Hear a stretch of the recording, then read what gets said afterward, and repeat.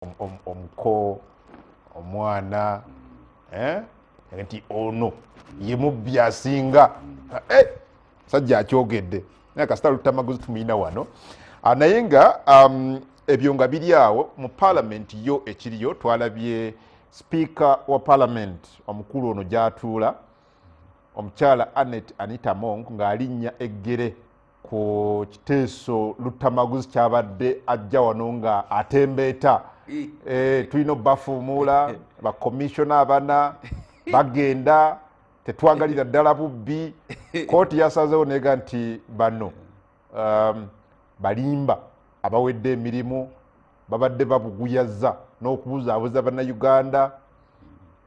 Honorable Mpuuga ne banne service award bagifuna mu mateeka. It was legal, it was lawful. Mpuuga yabadde ayogera nti kanda biba Lutamaguzi kyange naye yagenda nti bano abadde bamulima empindi ku mabega kabalinda alabe kye bagenda okwogera. Ali wano simanyi kyagenda kwogera naye nga speaker atugenda takyasobola kweyongerayo na kiteeso ky'abalutamaguzi bano kubanga kooti yasazeewo. Omubaka tumuyina Ssebo tukwaniriza honorable. Ssebo neyanziza nnyo mukama wange mukulu kungu w'ekitiibwa zikiriza nate okubuuzaako n'okubuuza ku bansindika mu palamenti abantu b'esse muto mbalamusizaako nnyo bannakapeeka Kaasangombe Nakaseke mwebala okukola nange olunaku lwajjo twabadde eyo mu byaffe bino ebya mobilizations tubakulisaayo nnyo ate enjozaayoza ne ttiimu na Church of Uganda okuba nti baagiwadde okubanga yegenda okutuuza enkiiko za Mothers Union ey'Namirembe. Ssebo Reverend Enswa ow'ettimuna nkulamusizaako nnyo n'okulamusa ku director wa Ssemuto Junior omukulu Kimera. Ssebo naawe nkulamusizaako ne bannayuganda abalala. Ssebo kitalo nnyo mikwano gyaffe okufiirwako mukwano gwaffe Tamale Mirundi abadde musajja mulungi nnyo. Nze yali mukwano gwange olumu ne twegobako emisinde awo nga mugamba lwaki ajeregasa abasajja Kabaka nampita naye ne Lutamaguzi ffenna tuli mu byabufuzi naye waliwo ensonga zaffe netukanya kwegamba mbadde mwagala nnyo ng'ayogera ebimubeera ku mutima n'atakweka ng'abalabe batale okukweka. Njagala kusembyayo nga nsaba President Museveni ekkubo lyaffe eryawo obulenzi Nakaseke Kapeeka tulinda koolaasi ate liri mu mbeera mbi nkoye nga nze Lutamaguzi okukwata okukoleranga yunula ekkubo yunula erina okukola amakubo ago naye kakati waliwo ekiseera ekituuka ng'emmooka tezikyayita n'ogula ebigoma n'okola ki so kakati embeera mbi nnyo. Waliwo omukulu omu abazze ewange nga tubagane genda ewasali musale eggulu kuba naye mutuuze w'e Nakaseke se mukulu Genosali musale. Ssebo wooli oba oli mu maka go mu bwakabaka mu lubiri lwo olw'eggulu kubanga mubeera mu mbiri kati mu lubiri lwo olw'eggulu Ssebo Genosali musale Nakaseke wabi nnyo gy'osula mu makubo emmotoka ezo ezigenda mu industrial park kyezigira. Ssebo neyanziza nnyo mukama we waliwo kombuuzizaamu onsanyusiza bw'ogambye nti olubiri lukutta omuliro. Yes twabagamba nti mu bwakabaka bwa Sitaani ebeerayo okukaaba ebiwoobe obwa Sitaani kitegeeza awatali kukkaanya eyo naye nasanyuse nnyo mukulu Jeno Muwoozi wansanyusiza ng'olumbye mukoddomiwo no famire tebanyanga okulumba mukoddomiwo live n'omulumba mukoddomiwo nti oli mubbi ate ffe tubagamba ne bwe muneerumba naffe ate tubalengera ng'olinga akubagudde sikuba gudigudde bagundi eggwanga lyonna mulyeze ate kati mutandise okwesongamu. Don't think we are fools and we are happy kubanga tetulina ke tusigazza naye newakubadde nti naye wayogedde siri muwakizibwa olumu essaawa enfu oluwo weetuuka weebala ebiramu oba mukoddomiwo olina omanyi naye kye yatwala. Ssebo mukoddomiwo mulumba life yamusizaamu ki n'omuyisaamu eggaali sifuutu soja yeyakuyisizaamu Ssebo omuko oba olumugamba bafuutu soja ba President Kyagulanyi bayisizaamu eggaali mukoddomi yakuyisizaamu eggaali era bw'oba olina bye batwala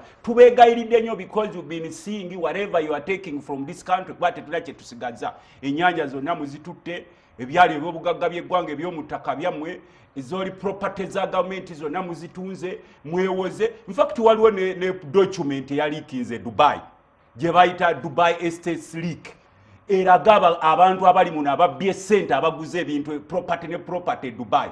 Check yourselves, you guys, some of you guys in Uganda. Buno si bubonero bulungi. Kati ffe tetukyafaayo kuba abasajja batufuze bubi. Ne mujja mu nsi abantu bonna ne mubafuula bankuseere buli ke balaba bakeegwanyiza bwe balaba emmwanyi nga ziriko akatale nazo zaabwe bwe balaba vanira naye owaabwe bwe balaba enkoko enzungu nazo zaabwe empuuta nazo sebo zaafuuka zaabwe sebo ffe banyirisi kati tulya bigumba simwe mu bita bifire mubakwe ku bigumba gumba olyeko bwe bawulira mukene naye owaabwe pro contracts buli kitongole kyonna zaabwe. That's why they call themselves kings. Twagamba Museveni nti mu bwakabaka bwo bwozimbye wano ekigenda okubwonoona kigenda kuva mu lubiri lwo kubanga kati kolozi himself a king kubanga bw'otandika okulowooza nti gwofuge oleete ne mutabani wo abanuupo bakwate. The other day nalaba omuvubuka wa president Kyagulanyi amukuuma nga bamukutte tebalina nsonyi bataddeyo ebigoyegoye byabwe buno obuvubuka obuto obulala bwonna babutadde mu makobe. That's for the time being ebiseera bigenda kutuuka. The same way gye mutuliitinga abaana ba Nuupu ne mubakuba emigo ne mubagaliyo ne mubagaana justice n'amakooti ne gasirika bwe gati agalimu ab'ekitiibwa honorable chief justice yowahona bitibwa ki ebirabye mubawaaba abasajja bateekako wiigi mu makooti abalamuzi your lord your lord ne bakuyisaawo awo omusajja wa president Kyagulanyi n'ogamba nti ayo bamutwale ndaba you are very quiet olinga abadde afuuyira oluno okulaba nga bino bibeerawo because bw'olaba lunwe twabagamba nti bano abasajja babbi ne mugabti obusajja bulutabaguzi bubi nnyo tujja kubutuga etugamba n'abasajja babbi tetunake tusigazaawo kakati baabo batandise okwenootingayo auto ono biggest thief biggest thief no sebo mukoddomi okuyita biggest thief oteekwa okubanga kiwatwala kinene mukoddomi wo okuyita naye kakati oyo si biggest thief nejjera omuwozi tamanyi yali gambye one of the biggest thieves kubanga wuliriza sebo kyenkugamba nti eggwanga lino nga we lituuse bino bitulaga bubonero ki bubonero bulaga nti obwakabaka bwa sitaani butandise okusiikuuka buli wolengera amayembe lubaale simanyi biteega bikiga bikuma omuliro mu bbanga ng'omanyi oyitawo misinde awo buli ki obwakabaka bwa sitaani busiikuuse buli bwolengera ki buli wolengera lubaale biteega amayembe biki ebirala ebyo birikundi emizimu emisambwa nga byeyo kya byonna mu bbanga ng'olaba ebikoomi bikutte mu bbanga ekikoomi kikutte kano si kantu katono si katono twagala kubagamba you seem to be blowing it out of proportion mwali mutujooga mbu mwami Museveni afuge hafu simanye decade aleete mutabani atambula akumba kati gwe mutuma ne bana abalala saakoze mukoze nti eggwanga lifuuse bwakabaka bwamwe ffe tubiraba because some of you think nti olw'okuba nti bannaffe abali very prominent bafa omu mpolampola there are so many prominent people who are dying secretly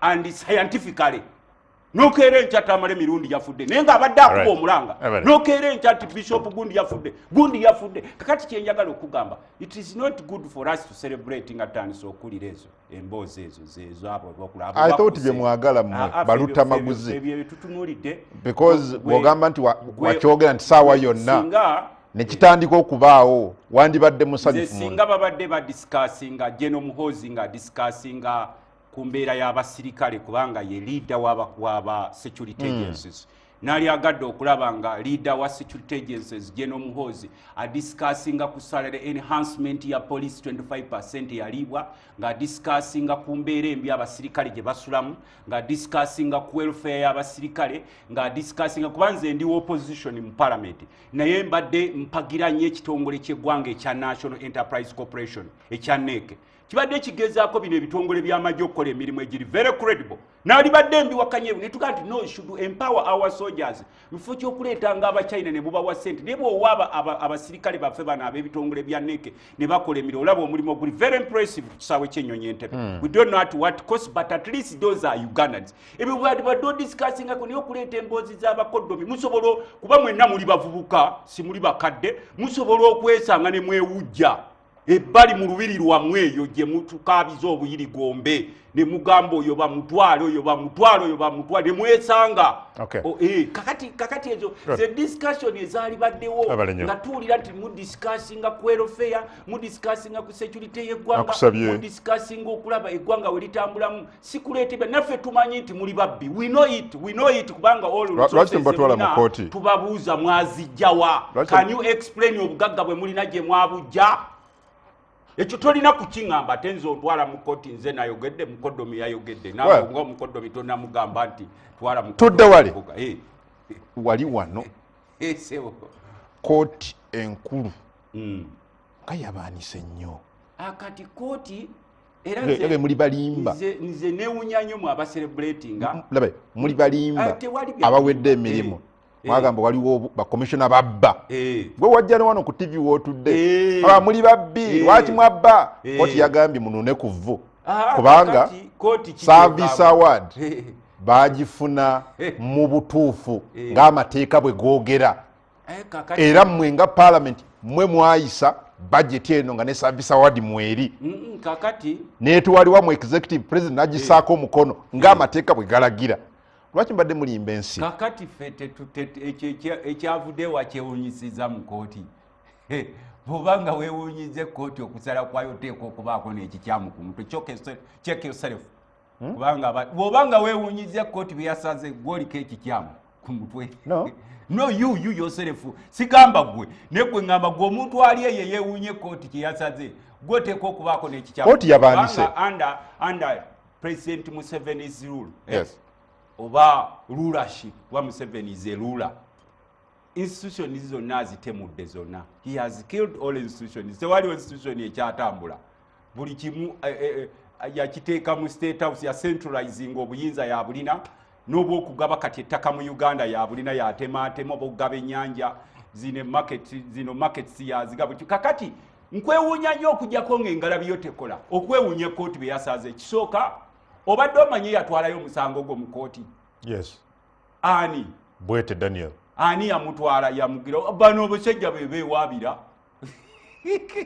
kati we Museveni wabalaba ng'akubako ku kagalabike nga tamaleka abadde ng'akuba naga Uganda etandise okumpoomera no Bwete Daniel bano be beewabira be beetwalayo no yatwala nga tuliriza nze nkubuulira nze ndi mu bakapala who's Bwete if I can ask you come again who's Bwete you are talking about we yatwala ba commissioner mu kooti a Ugandan from where era ani yagumutuma kakati mugezeeko kozesa lenzi ani yagumutuma mukozeeko lenzi bano these same people be banyini gundi yaabwe eyo era nze nasekanga nga pulya mugamba mbu waliwo omusango guli mu kooti at one time they knew nti kooti egenda kugira golooza lwaki bapapiriza okusala omusango ogwo nga gundi ejja mu palamenti sensa motion ejja ne bagusala misinde nnyo naye ng'emisango giri eyo giri piled where are the interests of the court in that case please mugezeeko okulengera ewala mmwe muleese n'abasajja bano tandika tufuula abatategeera ffena mu Uganda naye ng'abamu ku ffe nze saasoma mateeka naye nze waliwo byentunulamu ne ngamba nti nange guno nsobola okugutunda kakati ffe twali twalengera katono nnyo tutunule mu nsala ya kooti ebyokusala isn't it true nga kooti bwe yagambye nti kino under the standards of Ugandan courts those are the outcomes were inevitable yes what kooti we yalimbye kooti yakugambye process eyagobererwa yeeyo ekisooka commission mu mateeka yekola ku busiimo n'emisaala gy'ababaka ekyo kyakolebwa ne kireetebwa mu parliament emitendera gyonna ne gigobererwa budget committee legal committee mu house wano eyawamu era ne mukitwala ewa president n'asayininga okay the same process egobererwa bulijjo there was nothing illegal okusinza ku court mu process eno twali badde tetudiscussinga ne kwabo no the court mu Uganda uliriza mu Uganda court made a ruling fano mu Uganda tulina kooti bbiri mu kooti zino ez'abano ba judicacy polekya simanyi baani abo bano ba commissioner mbu batutte etteeka lyabwe naye mu kooti yaffe abantu balutamaguzi akabondo ne bwe katwala emyaka 10 explaininga gundi justification eyokwegabira ezo sente gwe kankubuuze kubaka nze saasoma mateeka naye nga tegeera akasiimo bakeewaddi bakusiima omaze okukola mirimu babadde baali bamaze kukola mirimu ki? For example, Honorable Mpuuga then yali yakamala kuba commissioner mwaka gumu. Kati akasibo mulamuzi tunulira kubanga ffe tusoma kati amateeka. Mwe mwakamuwa Honorable. Atuuliriza ngo abakusiima ngo you are going out of service. True, but mwe mwakamuwa. Nga twakamuweera wa tomalako uzu twakamuweera wa bano kye bakola kankubireko kye bakola nga kati olaba kye bakola mu budget. Have you ever seen any government that passes a budget without first of all scrutinizing it in plenary? Wali ogirabyeko? No kati kubanga mwe bakakumirizi baba abakuli abasijja batwala ekintu kyabwe ndaba mu kubaidiraimize tewali mu parliament nze naliyo ne tetubawangako kati obanze nkugambe nzo mbaka parliament tetubawangako wero kya nankanyo ato kankwe ekyokulabirako budget nkwa example ya budget eno gye twayisa budget eno yasooka neba ya 52 trillions yes ne bagikomyewo nefuuka ya 56 trillions ne bagikomyewo nefuuka ya 64 trillions ekiro ku ssaawa 6 nefuuka ya 72 trillions ngamba omukaaga ogw'ekiro neyizibwa without even scrutinizing it or discussing it. Have you ever seen any country in whichever parliament, even the lowest ranked parliament like of Burundi, nga bapasinga budget nga temugisomye wali eri, you itemize. Naye wano kusawa 6 ogw'ekiro budget ne bakugamba eyise ya 72 trillions endulu nevuga kati ne tubaleka ne bagende kololo. Mwabi Museveni n'avaayo chief of commander and chief chairman of NRM Saabalwanyi conqueror of the conquered n'aveeri n'atandika okubenga nti eno budget sigirabanga. I want to thank a minister of finance, I want to thank a parliament. Nitubagamba nti ono omusajja bambi bamutomeza bugenda okeera enkyanga baga parliament yatutaze neyisa ki budget ekifu. For the first time in the history of Uganda tugenda okulaba budget bagirikolinze the same people the same ngalabi nga bagirikolinze ngo ate eno budget tetugirabanga kerimu ebikyamu nitubuuza nti budget gye muyisa ku matumbi budde feba byonna tuba tumanyi bugimix butrix omukulu bwakozesa mbubogenda ogirivisinga bajja kwebaka ate tobakkiriza kuteesa kati the same way twabagamba basajja mmwe it is ale muzeeyo sente z'eggwanga mu ggwanika twababuulirako the other time mwali mu blaminga president Kyagulanyi mowasomwe bannamawulire tiyo musajja Kyagulanyi wa mutima mubi olaba alwana sibanyi muganda munne amuggyeko eri akafo amuggyako n'omulyo gwe ne tubagamba this issue is not about Kyagulanyi as an individual, it's not about national unity platform. This is taxpayers' money. Any taxpayers' money is supposed to be explained. Salary obate wali mu parliament. Akasimo bakafuna di namba mwe bakwano bafa basoma mateeka. Obate wali mu parliament kwolo. Kubanga katono nnyo gwe nawo okkiriza nti mwenga parliament mwe mwayisa sente zino. Parliament. Yes. Nanti uliriza. Okujongo kiwakanya nti simwe mwakiyisa tezaali mu. Yes. Okujongo kati simwe mwaziyisa. Budget kakati ekintu kyabo. Yes. Nga tezaalimu because yo kooti yakizudde nti gwe lutamaguzi ne babaka banno mwayisa sente zino kooti etuulamu baani balamuzi abalamuzi bamalayika muno mulamuzi naye mutunga gwe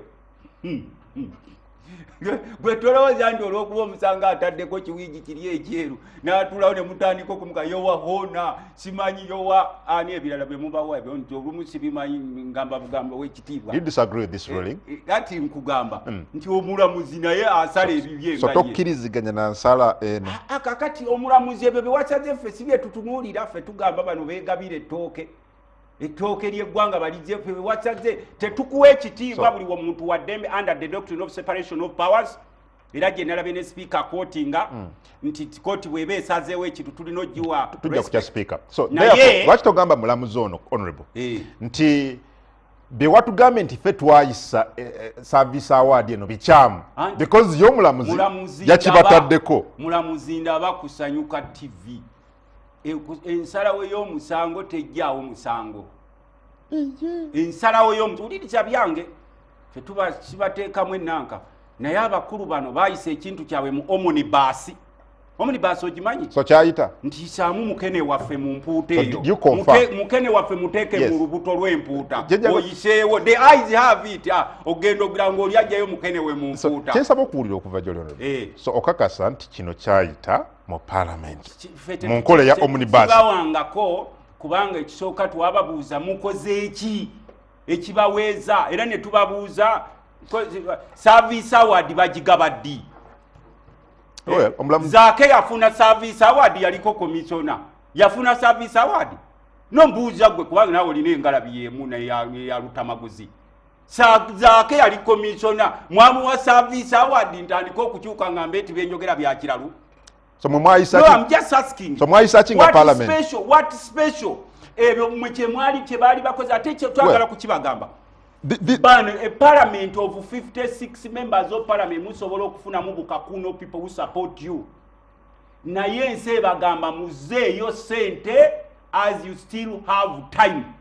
Byebyo Kyagulanyi be yabagamba nti kino tukyakihandolinga secretly tutwagadde kubaswaza laba akasajja bwe kava gye kava n'enkalengera eri sijja kwogerako ne kagamba ebigambo bye mwawulira ku fulo ne katandika okubayisaamu eggaali nga Kyagulanyi abawoninga nga nekana akasajja tekanaba kujja Okay. kana Apparently as we speak, honorable, ebigambo bya mwami Kyagulanyi byoli mu kuwaana wano nze siwaana kiseeri n'ekibiina kya NUP mwayogera ku mpuuga okusinziira ku kooti mwali mulimba mwali muwaayiriza nedda Yes, because mwagamba- kati gwe wekkooti wagambye mutumenya oba nti nzireyoko nange nsome ku mateeka agange kuba ndaba I can be a judge mwagamba mwe bennyini abalamuzi nti kiraka wa parliament bamupanishinge si bwe kiri yes mulamuzi we yagambye bamupanishingira kinga sente no yagambye bwati nti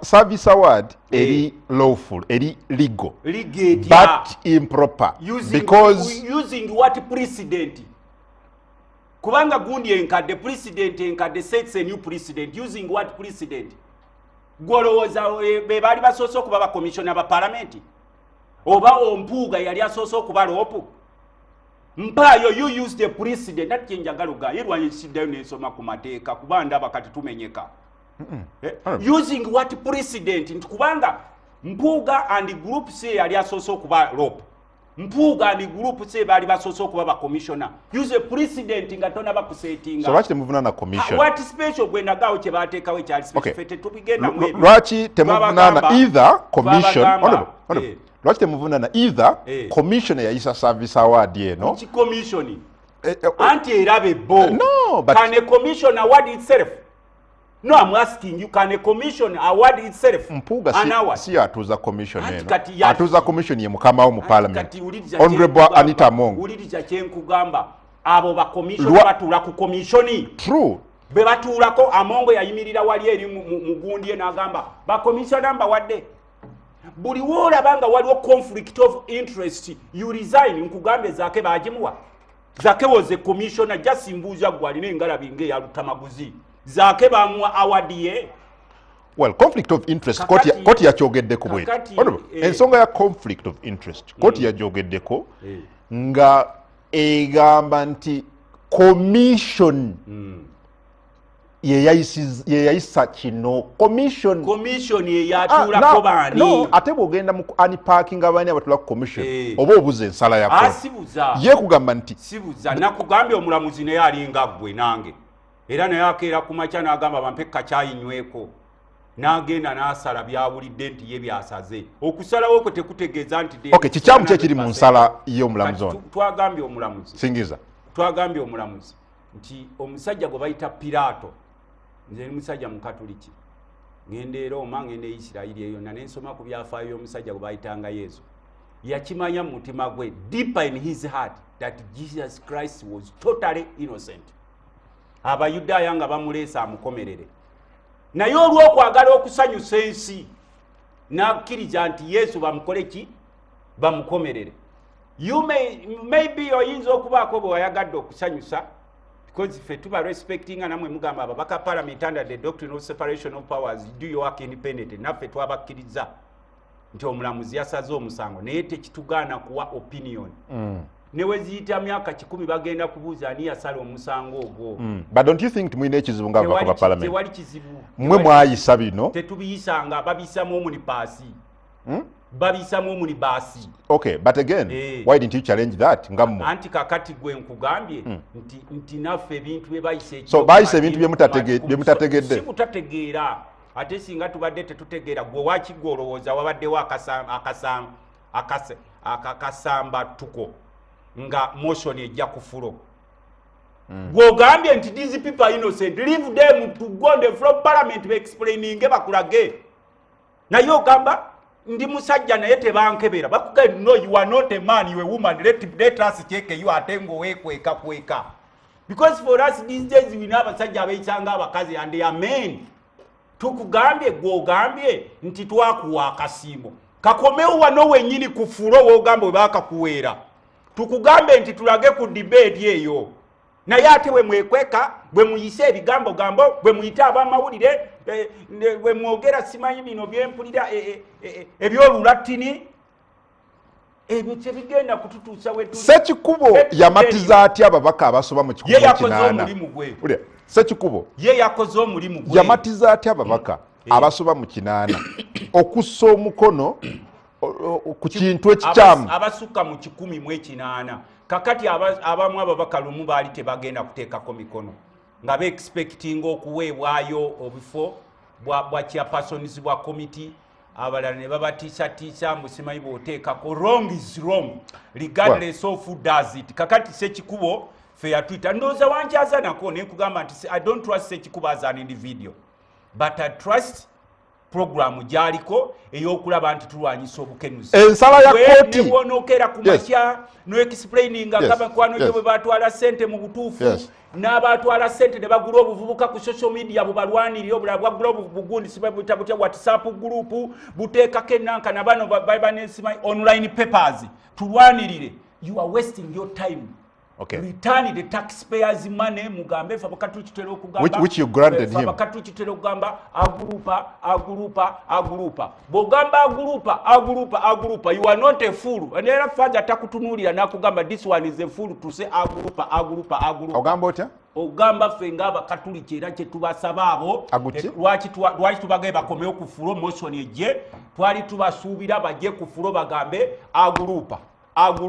agurupa oyo komisona atule ne munaje agurupa kati kisigalire erife parliament tugaye nti yes abakristu bafa abekerezia baze ne bagamba agurupa naye tugamba tutya tugambe nti we are human beings. Just as like people outside there, everyone is looking for money. Well, but never bazikomezaawo nga tebatandise n'ebyo bya kiyaye mbusimanyi gundi defendinga ovuka buno bwenda baba wa sente mbusimanyi buba defending ku social media simanyi bugende ku WhatsApp group. You are wasting your time. Ensalawo ya kooti yabaanisemwe baluta maguzi. Kakati feterina gye yatwanikidde. Terina gye yatwanikidde ne mulamuzi nange nkubuuza nange ndi wano wendi ku kooti yange. Ababbe enkoko ndaba mu batwala eruzia ne magamba ne wali beiro n'abakinenda bange emisango giri eyo gitudde naye kuno gwa neewunyisiza emisinde kye neewunyisijja okubanga gundi yaffe ejja kufulo mu biro ate ne tulaba emisinde nga bagusaza ekiro emisinde.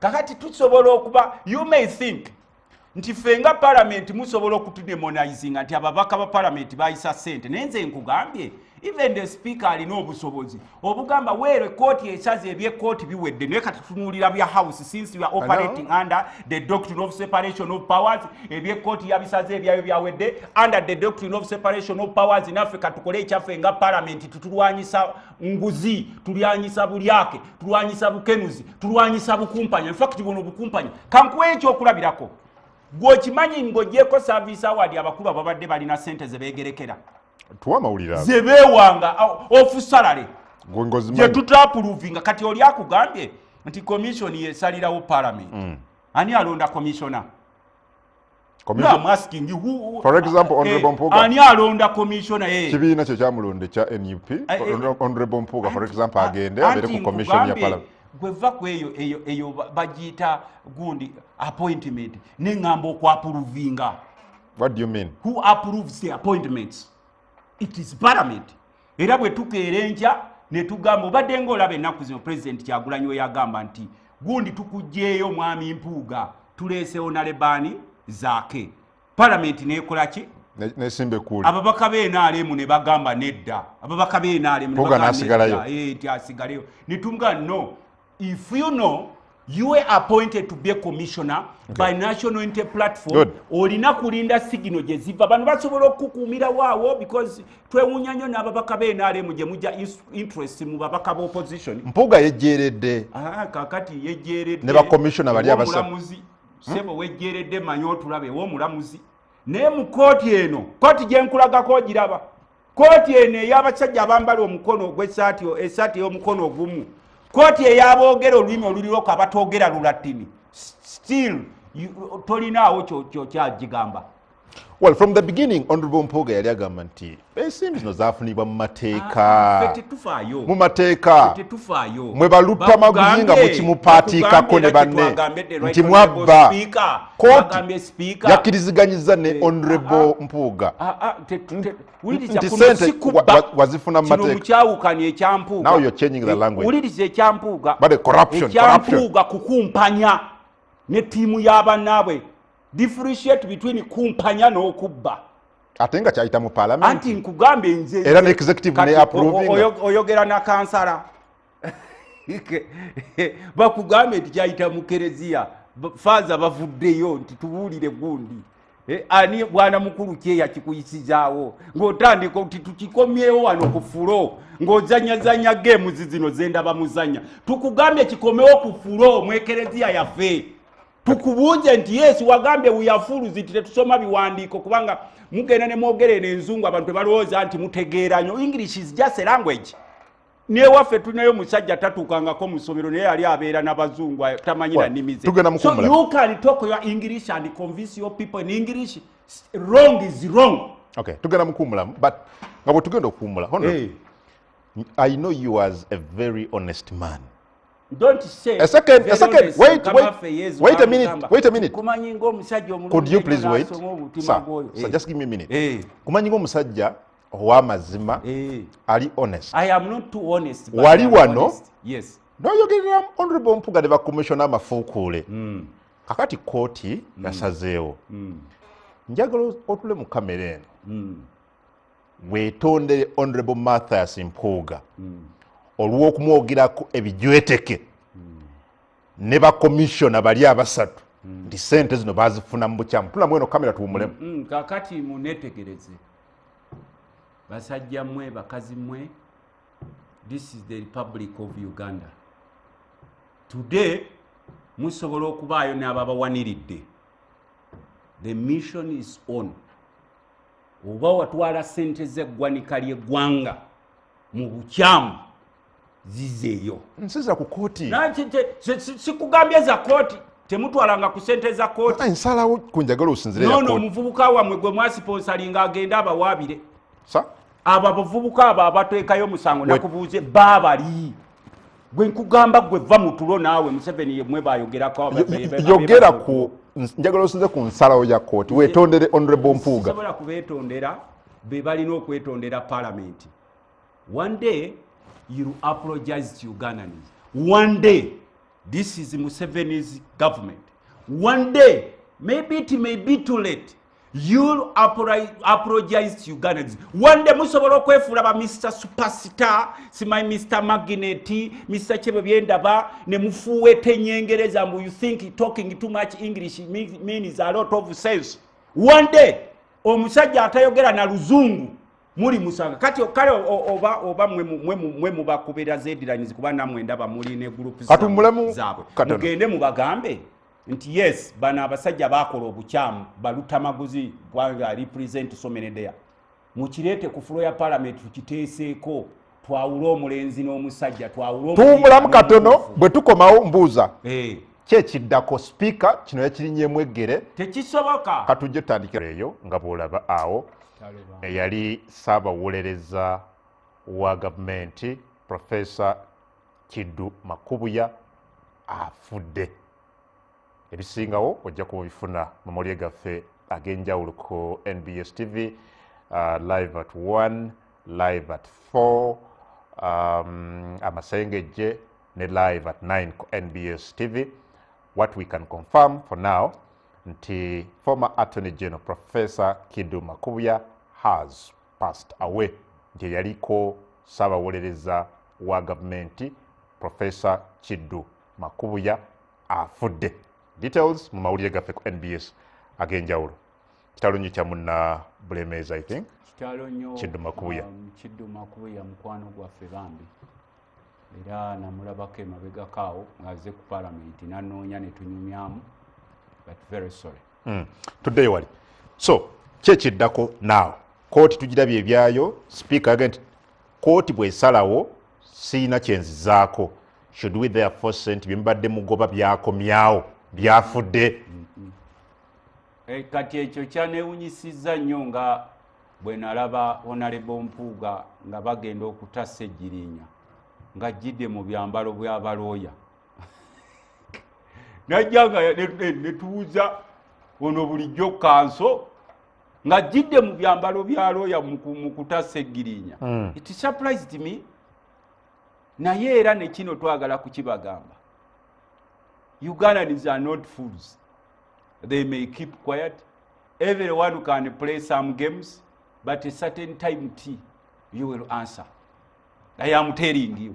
At a certain time T, you will answer. Ebiseera bisinga ffe mujja ne mutubuukira ne mutuwalampa nga tubagambye, but we tell you the truth. Olwaleero regime esobola okuba exonerating because some of you have some relationships with the regime. But at a certain time T, you will answer. Mukyalinayo mukisa omulala. Awo mukisa ffe regardless of whatever I say, nze nakugamba kooti esookebwako kooti y'abantu. Kooti y'abantu bwekugamba it is wrong. Eggwanga litambulira ku kooti z'abantu oba kooti z'amateeka? Kugambye kooti z'amateeka weeziri naye zonna kati ebifaayo tandisa obiraba ebyabikwano gyaffe ba land friends. Nakugamba mbu simanyi Kiraaka bamugire. Ate ogambye kituufu ate Kiraaka owagira otya bamupanishinge. Why? Kubanga wrong is wrong. So we are not going to be permanent members of parliament. Mujja kufuluma wabweru babalinde. Bakulinde mutandika okwegiragira. Oli twababuulirangako nga mutandika tuleetako simanyi ono wa kitiibwa wa kirawo ne tubuuza ono wa kitiibwa ki. Simanyi kamugamba simanyi mukijjanya abagaana tuwe naye kakati kooti eyasaze bino si yensukkulumu. No, tewali agenda kwapiiringa. Eyatutteyo omusango waabwe obadde okimanyi. But you can't prove that. Nkugambye gwe muvuuka gwe vaayo ogambe nti tolina woyita bano abaakutuma otwalayo omusango gwabwe. Bano bakalitulating ahead of time. Nti waliwo ekijja tukole ki tuteekeo kyambuleera. Egendo tonyo oba muzire oba kinga ffe tuli muli eri munda. These people calculate ahead of time. Mukitegeera naddala mu bakabongooterezo ababongoota. Kwanga fe sirabangayo mulamuzi ne batwala utabakuzi atwala omusango mu kooti ne watabeerawo na processes nti omusango gwatandise baguulira bawozaako lwe bagutwalayo twasemba kuulira lwe bagusaze. Bavubukamu abasoma amateeka muwulirize bino wammanga kubanga abasinga ennaku zino muli bangi bamateeka. Omuvubuka ono w'abano ng'atutteyo omusango gwe tetwawulira nti oba omusango gutandise oba guli mu process babuziza kino babuziza kiri. Twawulidde mu kugusala twawulira mu gutwalayo ne tuwulira ne mu kugusala. Kubanze nali nagamba abantu baffe nti mwategeddeko nda muli celebrating prematurely ne mwategeddeko ani eyawaabye era biki bye yatadde mu kuwaaba. Kakati the world, the space is very open. Fe twagamba speaker despite court's decision oba okusala omusango nti yasaze. Court is an independent institution and parliament is an independent institution. Owulira sebo? Bwebanga court is an independent decision be yasaze byayo. Kakati ebyaffe ebya parliament we are separate under the doctrine of separation of powers. Ebyaffe ebya in-house naffe mutuweeko ku space tulabe kubanga sometimes abalala muba wa space nange osanga kuguni kufulo njagala ngambe nti nezaako akasiimo ke bakamuwe service award ya Zaake nange ngamba weli zaake service award nange nyimiriddewo nga council Kansolo Tamaguzi nsaba a service award ya Zaake kwa nabadde nsuubira nti mu judgment y'omulamuzi njojja kuteekawo nti it is legal however kubanga Zaake jjukira yawaaba omusango ne aguwangula era omulamuzi n'ali badde ngamba nti using Zaake as a precedent he should also be paid urgently naye sebo wakalabyemu ate ekisinga okunsanyusa oba bantu mmwe mukinga okuba temukyalina nansonyi anyway abamu temukyalina nansonyi omusajja ono omukomisona yagamba is yet to receive the money mukusooka n'agamba is yet to receive the money sebo netegereza kuba ebiseera ebisinga mwe mugenda ne mugamba ne mwekweka eri musimanyi abo batuwalana simanyi biki ne mugira obuvubuka bwammwe bwe musasula bwalwanireko entalo. You said you are yet to receive the money. But this time they are saying you received the money. Who's fooling you? Well, Daniel Lukabwe, no mbuza Serinya akugambye, I strongly encourage Honorable Lutamaguzi to organize instructions to his lawyers begate kubwete for an appeal if they feel dissatisfied with the court ruling. Bave mu byokutyobola abalamuzi n'ensala zaabwe bamuyita Daniel Serinya Lukabwe. Omulamuzi yasaze ebibye. A court is supposed to be an independent institution. Byange bya parliament. Ono mulamuzi yasembayo. Kugamba byange bya parliament mpayo president court byali esaze ne mugate tudiddayo kubyogera. If you disagree. Ebyazaake bwe yasalawo mwagamba mutya. No, I'm saying ebyazaake bwe yasalawo mwagamba mutya. So lwaki toyagala kujulira? No, why to taking a Zaake as a president nti court yagambye? Kati gye nkugamba we are not permanent members of parliament. Namwe abalambalaba time is coming. Muwaso bwe mulaba Uganda enefaana nejjudde omuliro ng'otambula n'akadomola ka petroli. Olina okuba extremely very careful. Tuli ku lutindo. Bino musobola okubira babamu mukuumibwa na mundu simanyi ono gundi bamuyitaani kati ne Museveni atambula amaga ekyo waliyo kitegeddeko tinebwaba waliwo nakugambye nti waliwo nage nti he who relays an allegation must undoubtedly prove can Honorable Lutamaguzi prove sufficiently with adequate evidence that Bwete ayina akakwate ku yatwala mu kooti. Kati oyo ayogedde akozesezza akagambo adequate evidence kugagenda obuuze Bwete ani yakusponsoringa. Uzi Bwete bali bayina kumusponsoringa oyo Katumba oye Bwete ye Katumba oye mukulonda Katumba oye Wampuuga Bwete yatwala omusango Katumba oye Wampuuga era tolina fe twebuuza n'okumala obudde bwammwe mugira these people pre-planned everything. They pre-planned everything. Nenze kyenkugamba sipiika kye tugenda omusaba era kye tumusaba tukkiriza institutions zisatu zikola independently ne parliament agiweeyo omukisa discussingako ku issue eyo kubanga everyone is castigating parliament for being a corrupt institution. Why can't you give us a chance? N'ogamba ati ku mulundi guno kankiba ne bw'ono okituweera eggulu twagaye tetugenda ggulu naye tugambe nti okitaddeko ku order pepe eggulu tujja zivuga tujje owulira sebo ropu yatugambye teri kugenda ggulu naye ne bw'okiteeka ku order pepe n'ogamba kigenda kuba ekimu ku biteeso mu regional parliament eggulu tujja zivuga tujje tukiteeseeko. Nkugambye twagambye ffe tetugenda ggulu under the guidance of Right Honorable Leader of Opposition Joel Senyonyi. Naye bwe tuwulira nti okitaddeko ku order paper ng'eggulu gyegenda okutuula parliament era tujja zivuga tujjeyo tugambe nti aha kakati omukisa guzze. Naye nkugamba you are saying you a man. I am saying you are not a man. You a woman. But tukugamba tuddeko mu kasenge tukukebere naye gwoga nti ate bankebera nze ngambye so who's fooling you? Kapuna esimu bbiri zokka yitaku namba zaffe ez'essimu ezo ng'ogenda mu ssimu oyogereko naffe ku nsonga nga bw'oziwulidde ampa amannya go ne gy'osinzidde kasita essimu eyitamu kendeeza ku TV oba oddeko ebbali tubeere nga tukuwulira ate tamufunze tusigaze dakiika bbiri zokka tumalize enteekateeka olunaku olwaleero ono papadogaki mbadde nkugamba fe kyetusaba speaker we want to come clean. We are not against the judgment of lordship baani naye akolera institution ye, but under the institution where we are members of parliament, please give us a chance. Even if it will be on order paper in the regional parliamentary sitting Siniguru, we shall defy the Ropu's orders to get. Tujja mugamba nti waliwo gye bayita matter of importance. Matter of national importance. Matter of parliamentary importance. Matter of members great importance. Rope is a human being. Najja tulya nti. So, oba speaker ayagala tugende mu sitting. Agambe nti ekimu ku kirikoda pepe gye tugenda otuula eggulu kyakuteesa ku kasiimo ojja kutulaba we tuzivuga niwe kiraba kyetaaga kupangisa bwerikopota tujja bupangisa at least for that case mutulabe nga tuzze eggulu. What are you hiding? Kati twetaaga kujja clean. He who alleges should come with proof. Kati ffe tugamba nti tuna proof yaffe. Ebyo ebyokuyisanga gundi under omnibus oli n'agizikayo ekijje tekyakola. Hello. Sanyuka hala.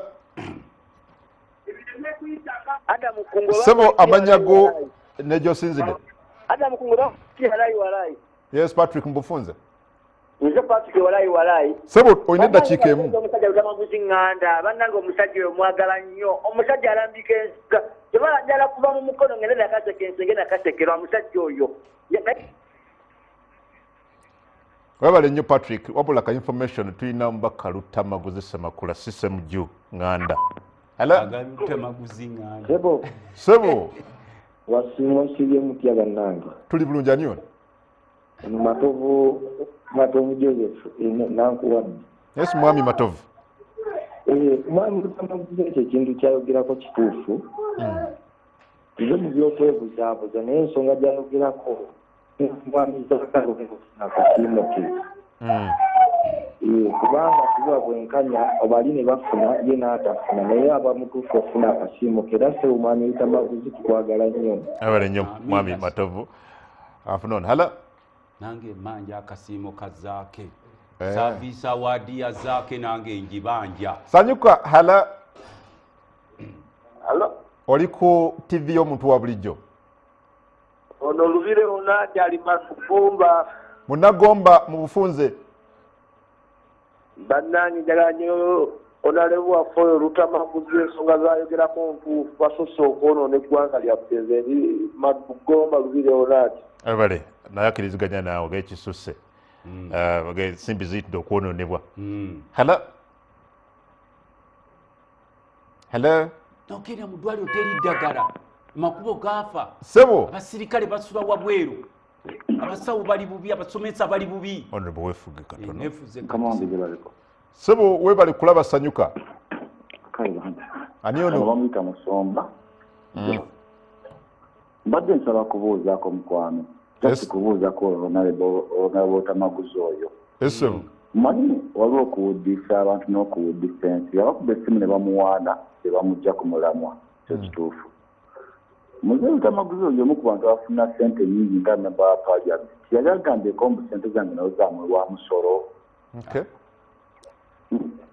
Nozze bampa obukadde obusukka mu 2 lwa musolo tuzagala. Kakudde tuzafuna n'agamba tazagala. Abale nnyo. Baba mukuwulira.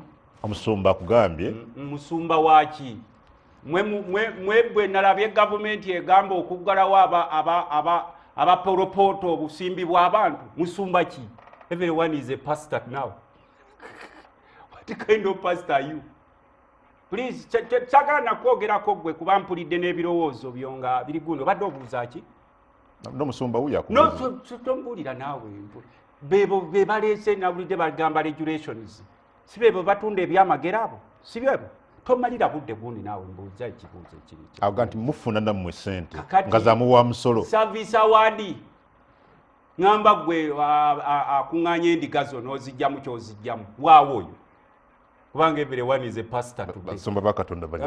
Tusokoleke gundi naawe mwe musudde eggwanga. Katumalirize. If ayinza okuba kwe bukuliiki buno bwe nalabye bugenda okuleeta regulations. Naye ojja kutusonyiwa. I am very sorry. You might be part of the beneficiaries. Omu ku ndigayo nga ye yafuna ku service award eyo. Sembayo sebo tumalirize. Sebo gwasembyeyo leero. Okay, kale mukulu katumwesonyiwa leseko TV ono betumalirize naye kakati, kinkoze bubintu ya. tozze mu Musumba Sa kubanga badde alinda ansayo sa agaye nti gwe omu kubafuna ensimbi y'omuwoomusolo ate nnyingi meka naye tovangayo genda n'endigazo tomalira budde kakati mbadde nkugamba musumba wakyo oyo Musumba oli musumba wa mbuzi oba wandiga wakyo oyo wayinza okuba omusumba w'embuzi sikumalirako budde ebirowoozo byogwe nkwesonyi kati kyembadde njagala okukugamba abantu bali bubi bw'otunuulira embeera y'abasomesa gye balimu n'otunuulira abasawo n'otunuulira abasirikale b'eggwanga n'otunuulira common people omusolo ogubabinikibwa kakati ffe tulina okwekuba mu mutima naddala ffe ng'abakulembeze are we walking the talk or we are just making pretenses kubanze ne bwokeera enkya n'onyonyola wrong is wrong tulina okubeera endabirwamu ffenna tetuli bamalayika naye wabeerawo ekikyamu ekiba kize